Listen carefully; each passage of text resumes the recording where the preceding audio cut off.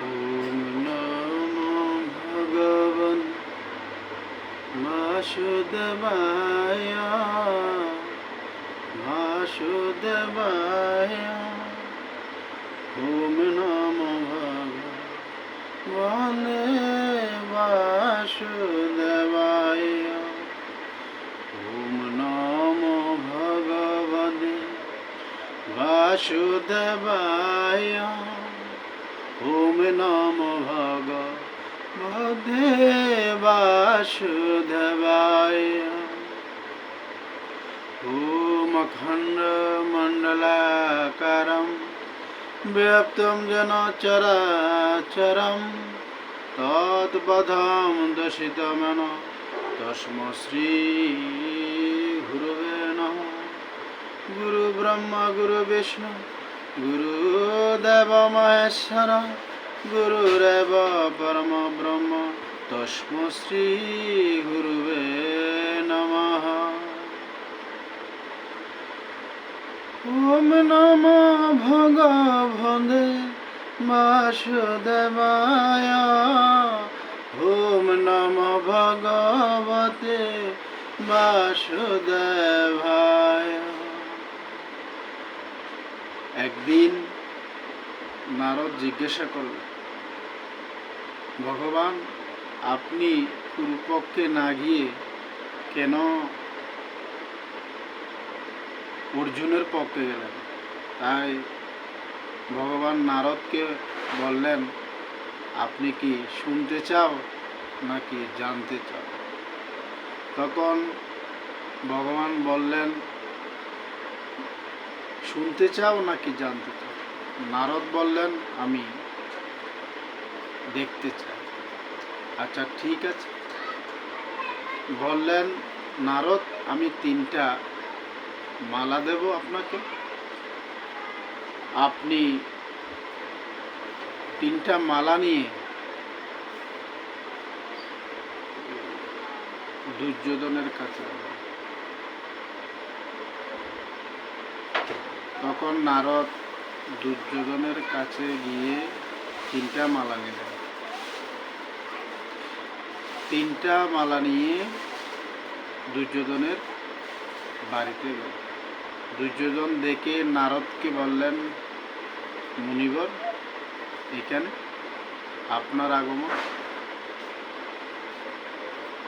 তখন নারদ উত্তর দিলেন,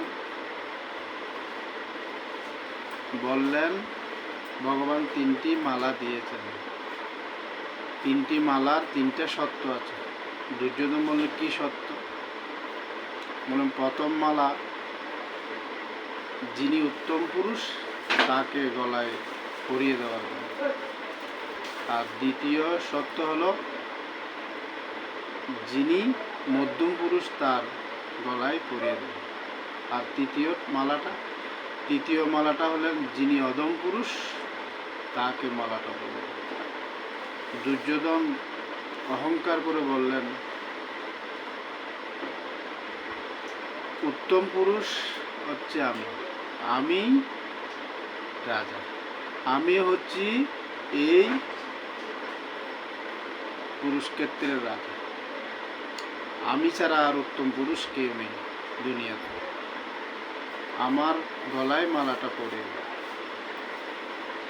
তখন দুর্যোধন বললেন, আমি এখানকার সমস্ত রাজাদের রাজা, আমাকে মানাই উত্তম পুরুষের মালাটা পরে। তখন নারদ বললেন, আরও আছে কথা আছে। আচ্ছা ঠিক আছে, মধ্যম পুরুষকে বলুন তো। দুর্যোধন আবার অহংকার করে বললেন, মধ্যম পুরুষ হচ্ছে আমার ভাই দুঃশাসন। আমার ভাই দুঃশাসন হবে আমার পরবর্তীতে রাজা, তাকেই দ্বিতীয় মালাটা পরিয়ে দেব। আবার নারদ বললেন, আরও কথা আছে, অধম পুরুষকে। তখন দুর্যোধন চুপ করে রইলেন। অধম পুরুষ বলতে কিছু না, এখানে কোনো অধম পুরুষ নেই। তাহলে এখান থেকে কি বুঝা যায়? অহংকার পতনের মূল। সেজন্য বলে গীতা के बिना শান্তি সম্ভব नहीं है। গীতা ছাড়া কোনো শান্তি নেই। সেজন্য বলে peace take place without in the Gita. তখন 3টা মালা নিয়ে আবার ভগবানের কাছে চলে আসে।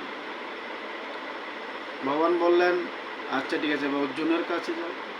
অর্জুনের কাছে তখন নারদ গেলেন। তখন অর্জুন বললেন মুনিবর আপনি এসেছেন, আপনার কি সেবা করতে পারি? নারদ বললেন ঠিক আছে, আগে এই 3টা মালা পাঠিয়ে দিয়েছেন ভগবান, উত্তম পুরুষের জন্য একটা মালা, মধ্যম পুরুষের জন্য একটা মালা, আর অধম পুরুষের জন্য। তো তাহলে অর্জুন ভক্তি শ্রদ্ধা নিষ্ঠা আগ্রহের সাথে বললেন উত্তম পুরুষ তো তিনি, সে একজন যিনি এই বিশ্ব ব্রহ্মাণ্ডের পালক, যিনি বিশ্ব ব্রহ্মাণ্ডের পালক, যিনি অনন্ত কোটি বিশ্ব ব্রহ্মাণ্ডের মালিক, এই দেহ আত্মার পরমাত্মার মালিক, তিনিই তো উত্তম পুরুষ। এই বিশ্ব ব্রহ্মাণ্ড উত্তম পুরুষ ছাড়া আর কেউ মালা পরার যোগ্যতা লাভ করেনি। তিনি একমাত্র প্রথম মালাটা পড়লেন ভগবান। আর উত্তম পুরুষ রূপে তিনি ভগবান গীতার মধ্যে বলে দিয়েছেন আমি বেদান্ত কর্তা, আমি গীতার কর্তা, আমি মহাভারতের কর্তা, সব শাস্ত্রের কর্তা আমি। তাহলে উত্তম পুরুষ হলো সেই ভগবান। তাহলে মধ্যম পুরুষকে অর্জুন। অর্জুন বললেন যিনি ভগবানের সাথে মধ্যস্থতা করেন তিনি হলেন মধ্যম পুরুষ। আপনি ভগবানের সাথে মধ্যস্থতা করিয়ে দিচ্ছেন ভক্তের সাথে, আপনিই তো মধ্যম পুরুষ। তাহলে আপনার দ্বিতীয় মালাটা গলায় করিয়ে দেওয়ার সুযোগ আপনার যোগ্যতা। তাহলে অর্জুন আরও কত আছে? তাহলে অধম পুরুষকে অর্জুন বললেন, অর্জুন কাতর হয়ে দুঃখে জল পড়েছ 2 নয়নে, বললেন আমি এই বিশ্ব ব্রহ্মাণ্ডের অধম পুরুষ, আমাকে মালাটা পড়ে। তাহলে এখান থেকে কি শিক্ষা নেওয়া যায়? সেজন্য আমাদের সনাতনরা গীতামুখী হবেন। সেজন্য বলে যারা গীতামুখী হয় ভক্তি শ্রদ্ধা সহকারে প্রতিদিন গীতা পড়া হয়, সেই ঘরে ভগবান বিরাজ করেন, সেই ঘরে ধ্রুব বিরাজ করেন, সেই ঘরে নারদ বিরাজ করে, সেই ঘরে রাধারানীকে নিয়ে ভগবান সেখানে বসে থাকেন। তাই আমার বিনীত অনুরোধ সবাই যেন গীতামুখী হন, ভক্তি শ্রদ্ধা সহকারে আমরা নিত্য গীতা পাঠ করব, শ্রবণ করব, তাহলে তাড়াতাড়ি ভগবানের কৃপা লাভ করব।